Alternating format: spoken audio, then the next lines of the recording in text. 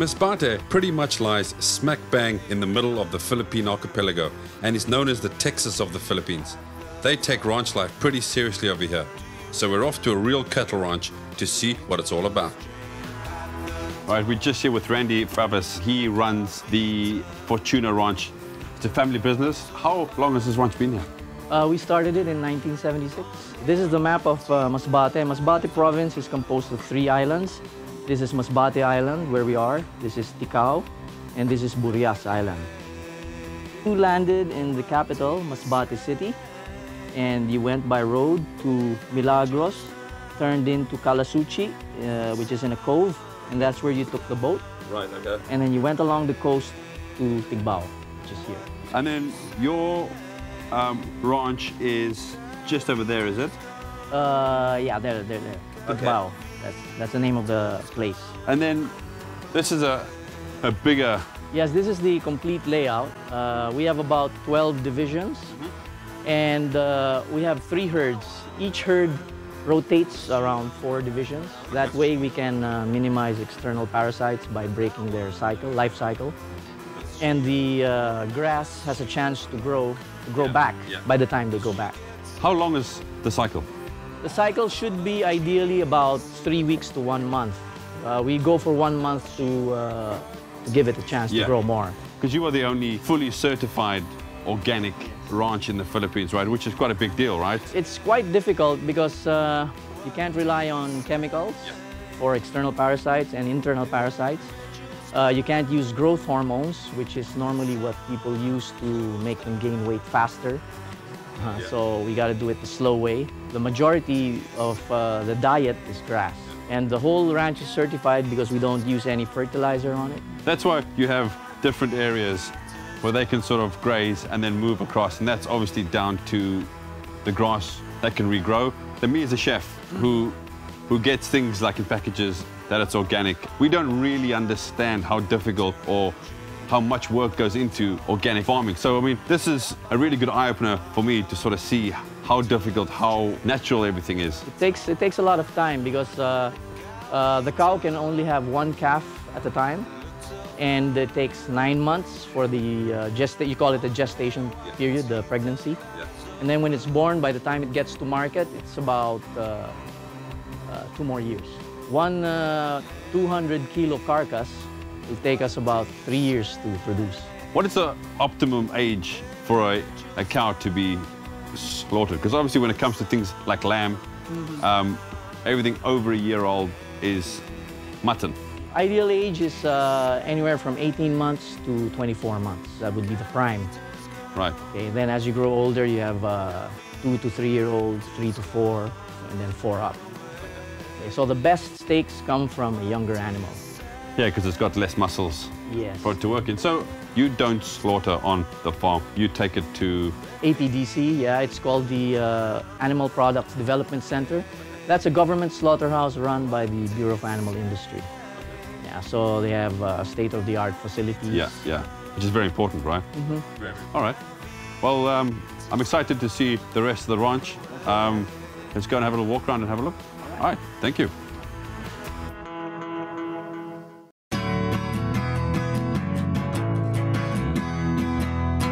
Okay, here we sort the cattle. We work on them. I'll show you what we call the squeezer, where we immobilize the animal. Right. That way we can brand it, treat it for any wounds. Okay. We also use natural medicine. One is called, local name is tubli. Okay. It's like a root crop, and you squeeze the juice out, and it's toxic to external parasites.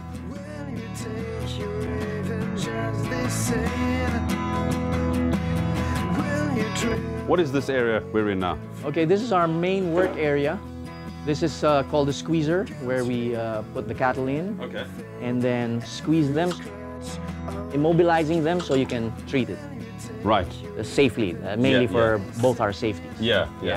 Now, leading into this squeezer is a weighing scale. That way, if we have to give, let's say, one of those approved dewormers, normally it's by weight. So let's say a cow weighs 300 kilos, we can have to give it about 1 cc for every 50 kilos. So 6 cc, yeah. Okay.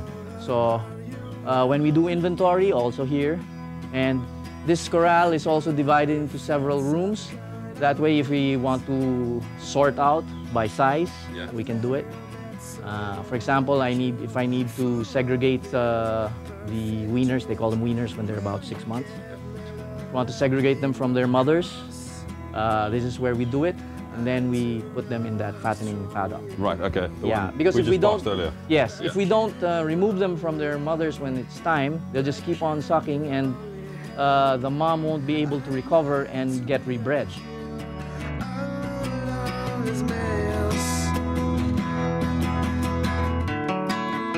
That's it. So the cattle come from either side.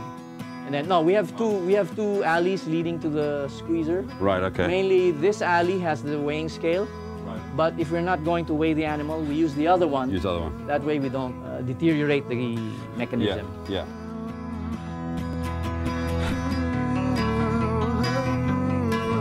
What is the reason for branding? Branding is mainly for identification, because rustling still does happen. So we just need to put a permanent identification mark on the cattle, so that if, let's say, it jumps over the fence, goes to somebody's property, you have a basis for claiming it. Right, okay. Otherwise they won't give it back. Anything. Right, yeah, okay. How many times do you have to brand? Normally just once. You get it red hot, then wait for the red color to disappear so that it's an ashen gray. Yes. Then you brand. If you use the red hot iron, it just burns too much. Okay. Yeah, so your brand might not be legible, and it'll create a wound. A wound. So this is the weighing scale. So animals just walk in here. The scale is basically a set of load bars underneath. Yeah. Hooked up to a battery. Okay. So we just take the tare weight out. So the cattle walk in, close the doors, and take their weight, and they go to the squeezer, and we treat them. What is the average weight of?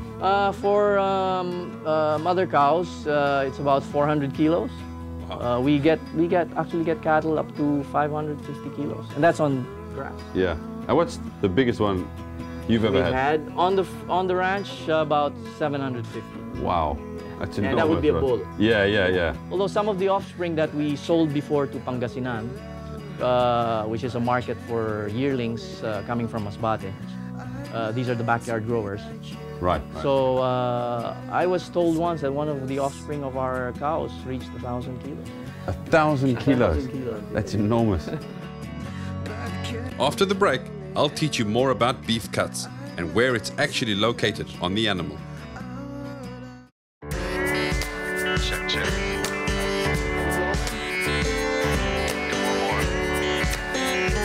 Randy then took us on a beautiful horseback ride through the rest of the ranch. I couldn't help but think how difficult it must be to maintain this vast land without any form of commercial pesticides or fertilizers. So we're just here with baby cakes, and I'm going to show you the different cuts of beef as it sits on the animal. The rule of thumb is when the animal uses the muscle quite a lot, it tends to be a tougher cut of meat, which then means you have to do a different type of cooking. So for example, you can see the tail there. That's one solid piece of muscle. So that muscle works all of the time, which means it's going to be tough. And the only way for you to actually eat that is if you braise it on a low heat for a very, very long time. So we'll start here. Obviously there is the tongue. It runs all the way through there. Then from there until there, all the way down here, is the neck, okay? Which again, obviously the animal uses quite a lot. It turns its neck, it goes down to get its food, which is really, really tough. Then from there, all the way down to there is the shin on all four sides. Again, a very, very tough cut of meat. Then this natural line down here, all the way up there. From there, all the way down is the chuck. So again, it's attached to the leg, really, really tough cut of meat. When an animal gets butchered, it sort of gets cut right down the spine, so you have two parts. And then this over here, all the way up till about there, all the way across there, down to the belly. So this here is called the flank, right? It's a tough cut of meat, but it's not extremely tough. So as you start moving up, that's where you start getting the really sort of tender meat. So up here is the sirloin. This part is not used as much, so a really nice tender cut of meat. Then underneath all of this here is the tenderloin, which is probably the most prized cut of meat out of them all. They always say that the tenderloin doesn't really do anything in the animal. That's why there's no muscles, there's no tendons, hardly any fat. That's why it's probably one of the most expensive cuts of meat. Now this here is the ribeye, which is all of the first 8 to 11 bones. Then the sirloin is over here, and then the tenderloin sort of lies underneath it. All of the really tender cuts of meat sit on top here, as all of the tough cuts of meat are sort of underneath. This is really tough, just for the simple reason is all of the rib cage has muscles in it, and when it breathes it sort of expands and it contracts. So it's a muscle that it uses quite a lot, hence why it's tough. But up here there's hardly like any action happening here. So that's why this is really nice and lean. All right, thank you, baby cakes.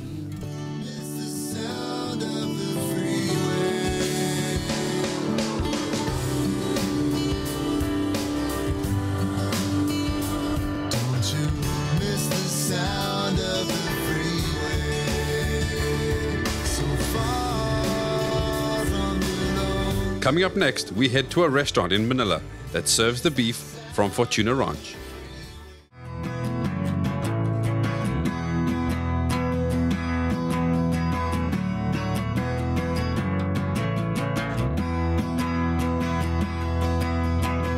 So we're just here in the farm in Alabang. We're with Tom Faves. He's the son of Randy from Fortuna Ranch. As you can see, they're a splitting image.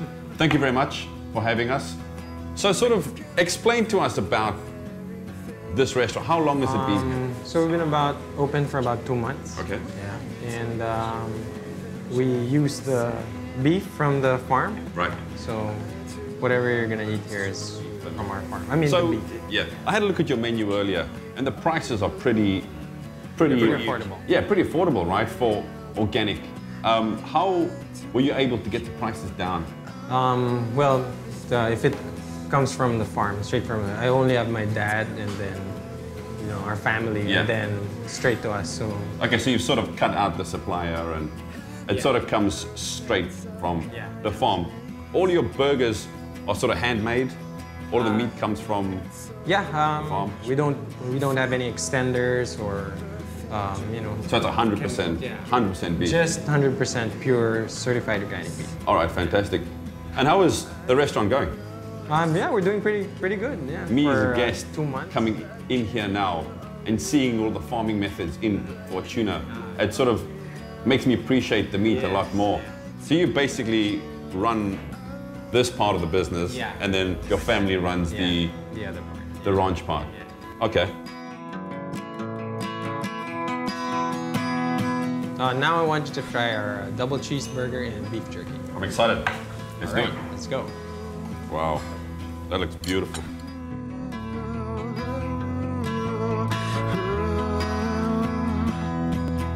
You like ketchup or something? That is a tasty burger, right? That's very nice. Thank you. Glad you like it. After seeing how all the animals were treated and organic, you sort of appreciate the good quality of meat that's in this burger. Very, very good. Glad you like it. Very good. Okay, so explain to me why you started the farm. The first thing we did was from the farm, we started selling in supermarkets. So after that, we wanted to go a step further and cook it for people. Right, okay. Yeah, so, because, not everybody cooks. Yeah, yeah. So we wanted to make sure that they're eating a juicy burger or a tasty steak. Yeah, of course, So we just didn't want it to be organic. We wanted, people to like it Right. in terms of flavor. Too, Yeah, of course. aside from the health benefits. Yes, yeah. And where can the everyday people buy the steaks? If they want to buy the raw steaks and normal household cuts, they can go to Landmark Supermarket in Patty. Yeah, right. and the one in Trinoma. Okay. Yeah, and we have other partners who sell like Echo Market, Sugar Leaf, and other stores. Yeah. Well, if the burger's anything to go by, people have to go and get it because this is a really, really tasty burger. Thank you. Here's our beef jerky. Okay. Yeah. So we use the top round. Okay. And then we season it for a few hours, and then we dry it for a few more hours, I guess like almost half a day. That's really nice. So you always use lean cuts of meat? Yeah, well, especially for that, because the jerky's not supposed to have fat. Any fat. Yeah. That's really good. It's really, really nice. And this is the original flavor. You also have the the hot and spicy. Is that super spicy? Yeah, it is. You're gonna sweat. Yeah, no thanks. No thanks. All right, that's really good. The burger is really, really nice. I'm just gonna finish this. All right. We'll head to my house, have a couple of beers, and I'll cook you some steaks. All right. Fantastic. Let's do it.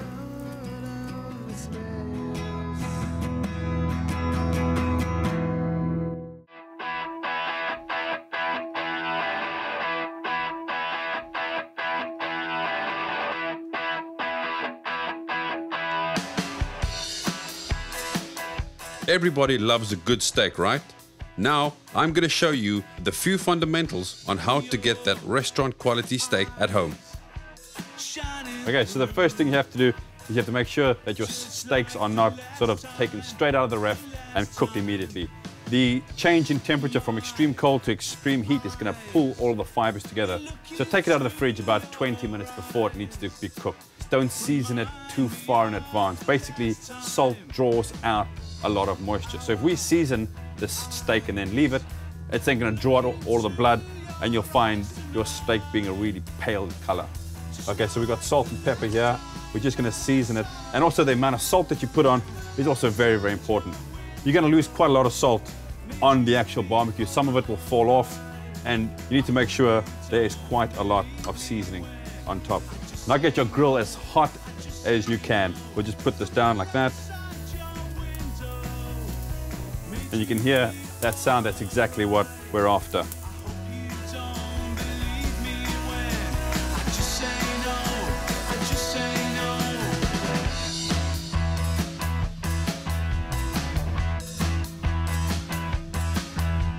And when it comes to physically cooking the steak, try not to move it around too much, because what happens when you move it and you turn it over is that the side that's cooking underneath is really hot. Then if you flip it over, the top side is going to cool down and the bottom side is going to get hot. And if you keep on turning, it's just going to fluctuate in heat.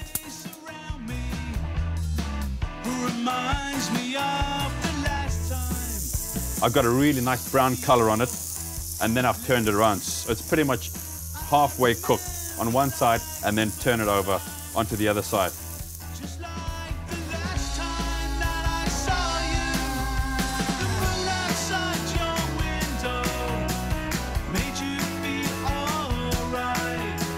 So now that the steaks are cooked, very, very, very important step is to leave your meat to rest. It doesn't matter what meat you cook.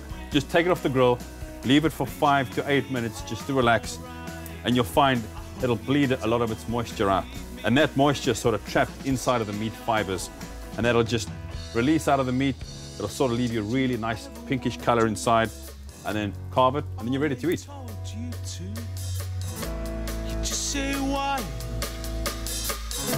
A lightning strike can hurt you more than anyone can. You just say wild again.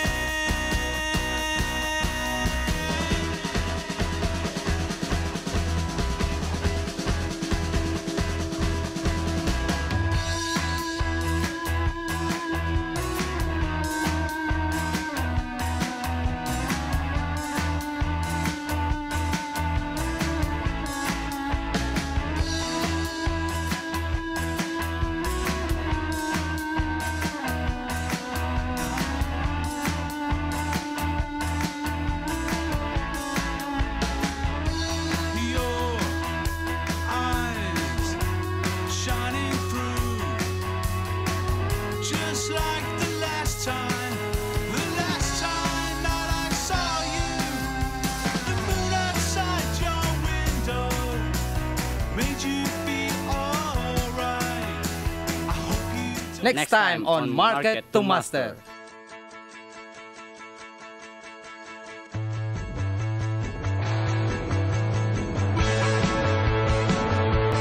Next week on Market to Master, we head over to the culinary capital of the Philippines and dedicate 2 episodes to Pampanga.